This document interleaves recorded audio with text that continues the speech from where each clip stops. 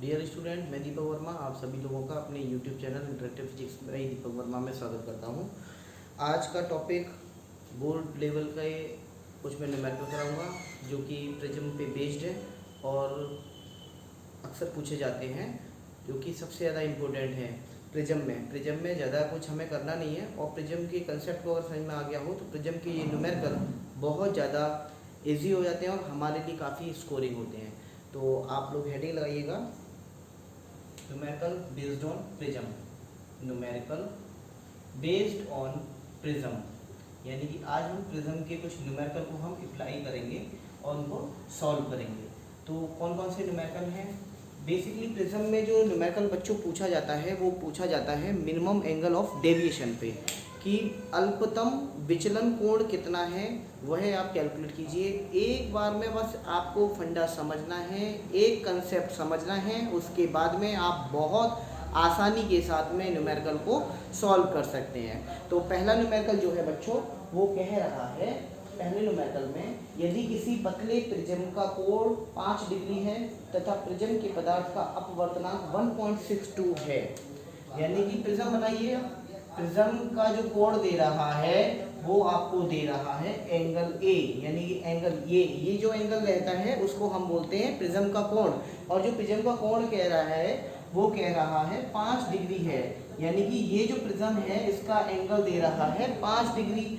और 5 डिग्री के बाद में ये बोल रहा है प्रिज्म के पदार्थ का अपवर्तनांक 1.62 हो, यानी प्रिज्म के पदार्थ का जो अपवर्तनांक है वो 1.62 है। अब आपको कैलकुलेट करवा रहा है प्रिज्म के अल्पतम विचलन कोण की मान ज्ञात कीजिए, यानी कि अल्पतम विचलन कोण जो रहेगा वो डेल्टा एम होता है बच्चों।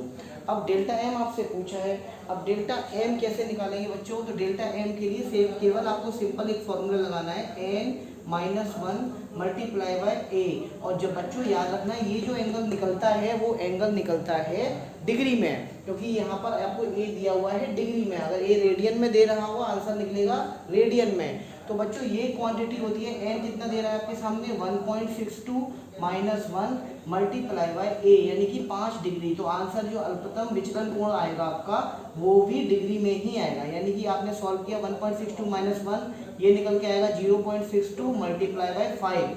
0.62 को आप 5 में मल्टीप्लाई कीजिए, ये आएगा 5 to the 10, 5 दूनी 10 यानी 1, यानी 5 to the 30 31, और ये 1 2 यानी 3.1, यानी कि जो आपके सामने अल्पतम विचलन कोण आएगा वो निकल के आएगा 3.1। और चूंकि ये 5 आपका एंगल ऑफ प्रिज्म जो है वो डिग्री में है तो 3.1 डिग्री आपका ये निकल के आएगा आंसर।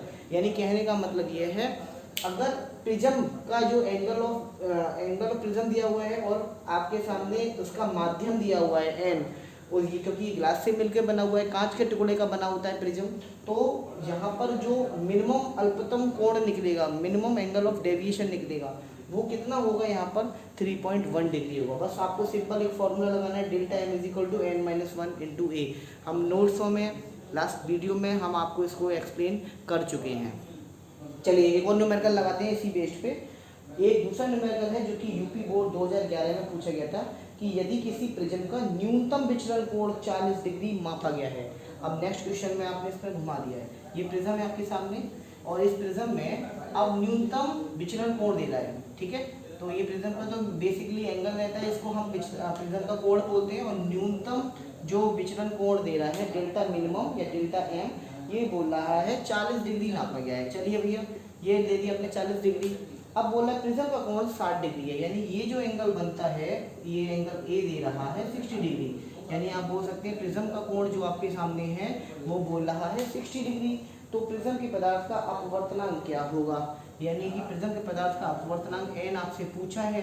अब एन निकालने के तरीके हमारे पास में एक और है, यानी साइन 50 की वैल्यू इसमें और दे रहा है न्यूमेरिकल में, ये आपके लिए और एडवांटेज है कि साइन 50 की जो वैल्यू दे रहा है 0.7660 दे रहा है, यानी 0.7660 साइन 50 की वैल्यू है। अब बच्चों यहाँ पर एन निकालने का क्या तरीका हो सकता है? एन निकालने का तरीका सिंपल एक यही है कि आप एक फॉर्मूला लगाइए, N is equal to sine, और आपके पास पता है A plus delta M by 2 upon sine a/2, इस फॉर्मूले को लीजिए आप, साइन a/2, ठीक है। यहाँ से आप इजीली n को कैलकुलेट कर सकते हैं। डायरेक्टली आप पदार्थ का अपवर्तनांक निकाल सकते हैं कि प्रिज्म के पदार्थ यानी कांच कैसा है, डेंसर ज़्यादा है या रेयर ज़्यादा है, या किस पदार्थ का मिलके बना हुआ है उसका अपवर्तनांक कितना है। यहाँ पर फॉर्मूला ये भी मैंने डिराइव कराया हुआ है, यानी साइन और एंगल ए की जो वैल्यू है वो है आपके सामने 60 डिग्री प्लस डेल्टा एम की वैल्यू है 40 डिग्री अपॉन 2 और अपॉन में साइन a/2 यानी कि 60/2 हो जाएगा। अब बच्चों साइन ये हो गया 60 प्लस 40/2 का मतलब हो गया साइन ये हो जाएगा 100/2 यानी कि 50 डिग्री अपॉन साइन नीचे आ जाएगा 30 डिग्री, क्योंकि साइन 60/2 का मतलब हो गया 30 डिग्री। अब बच्चों एक चीज़ मुझे बताइए, साइन 50 उसने क्यों दिया, क्योंकि साइन 50 की हमें यहाँ पे जरूरत पड़ेगी। Sine a plus delta m/2 sine 50 की वैल्यू कितनी आ रही है, ये आपके सामने आ रही है 0.7660 अपॉन साइन 30।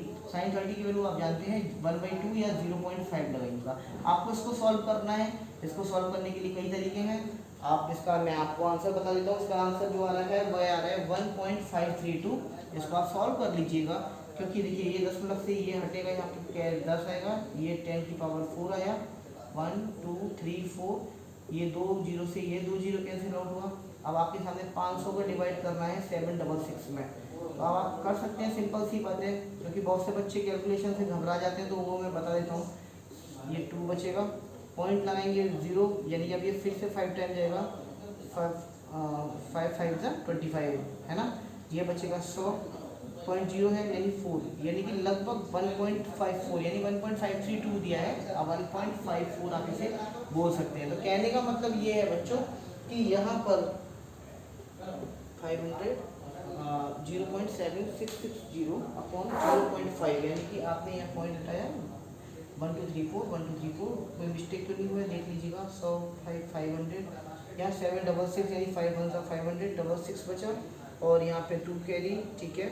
और ये पॉइंट 5 5 25 यानी कि यहाँ पे बचेगा, यहाँ पे 6 है बच्चों, ठीक है। तो यहाँ पे 6 है, इसका मतलब ये आपके सामने बचेगा, ये 0 रहा 6 1, पॉइंट लगाया 0 लगेगा, यानी कि फिर से वो 3 टाइम्स जाएगा, यानी 1500 बचेगा। फिर ये 100, तब जाएगा ये 4 बार, 2 बार सॉरी, यानी कि आपका आंसर जो आएगा वो 1.532 है। आप 1.53 लिख दीजिए, कोई दिक्कत नहीं है, चलेगा। दशमलव के 2 डिजिट के बाद भी आंसर आपका चलेगा, कोई दिक्कत नहीं। तो कहने का मतलब ये बच्चों, अगर आपके सामने प्रिज्म का एक कोण दिया हो, प्रिज्म का एंगल दिया हो और आपसे एन पूछा जा रहा है, तो आप एन भी आसानी से निकाल सकते हैं, ठीक है। और बट आपके सामने मिनिमम डेविएशन पता होना जरूरी है कि मिनिमम डेविएशन कितना है, अल्पतम विचलन कोण कितना है। अल्पतम विचलन कोण के पता होते ही हमने यहाँ पर एन की वैल्यू निकाल ली है। तो ये था आज का वीडियो। कल के लेक्चर में काफ़ी मज़ेदार लेक्चर है। प्रिज्म से हम ये देखेंगे कि जब वाइट लाइट को हम पास कराएंगे, सफ़ेद किरण को पास कराएंगे प्रिज्म से, तो प्रिज्म ऑटोमेटिकली उस जो लाइट रे आ रही है उनको 7 कलर में डिवाइड कर देगी, जिसको हम इंग्लिश में बोलते हैं विबग्योर। क्या बोलते हैं बच्चों, विबग्योर। तो ये कल का लेक्चर मिस मत कीजिएगा, आप लोग देखिएगा जरूर, और आप लोग नोट कर रहे हैं और इसको मेंटेन होके चलिएगा। और एक चीज़ और बोलूँगा मैं आप लोगों को बच्चों, कि आप लोग डेली मेहनत कीजिएगा। डेली मेहनत करने से आप लोगों के अंदर खुद कॉन्फिडेंस रहेगा। डेली प्रैक्टिस कीजिएगा, डेली कम से कम 5 न्यूमेरिकल लगाइएगा, एक टॉपिक में कम से कम 5 न्यूमेरिकल, अलग अलग बुकों से लगाइए, NCERT लगाइए, जिससे आपका कॉन्फिडेंस लेवल बूस्ट हो सके। और नहीं आ रहा है तो पूछिए, आप कमेंट करके पूछ सकते हैं। Thank you very much.